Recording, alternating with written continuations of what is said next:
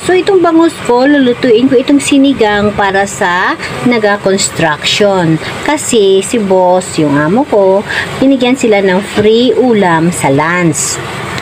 So, ito yung aking mga sangkap. May bangus ako, and then itong may talong, sitaw, at saka radish. And then, mayroon din akong kangkong. Gagamitan ko siya ng kamatis, sibuyas at luya. So, mag-start na ako. Natural oil ito, wala siyang mantika. So, ito, nagpakulo na ako ng water. Ilagay ko lang yung luya, sibuyas at kamatis. Sabay-sabay na natin sila para magkulo. And then, pakuluan ko lang ng maayos. So, maglagay din ako ng asin. So, estimate lang natin. So, nalagyan ko na siya ng asin. Maglagay pa ako ng patis. Ito.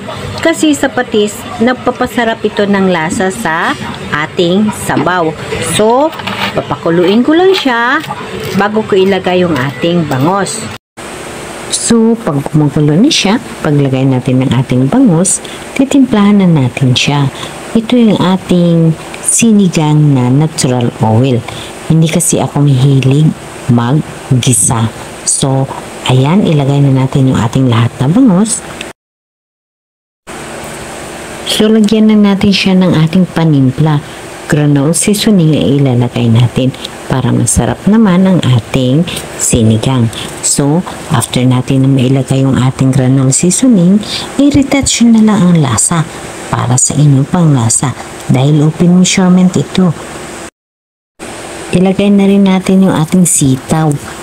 Ito siya ang ating extender para merong gulay ang ating sinigang para sa ating mga kasamahan sa trabaho na construction worker.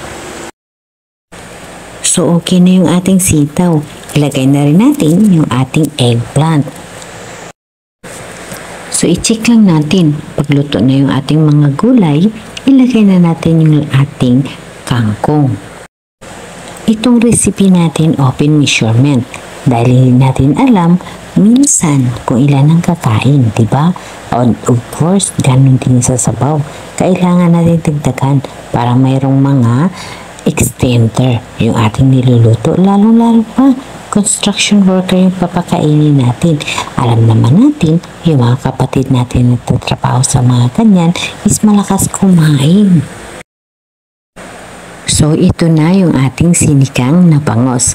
Okay guys, thank you for watching. Please don't forget to hit the bell button para sa notification ng aking mga videos para alam niyo kung anong mga bago na ina-upload ko. Ito ang aking mga recipe, malaking bagay na makatulong sa kapwa ko kusinira, lalong-lalo pa, less oil tayo.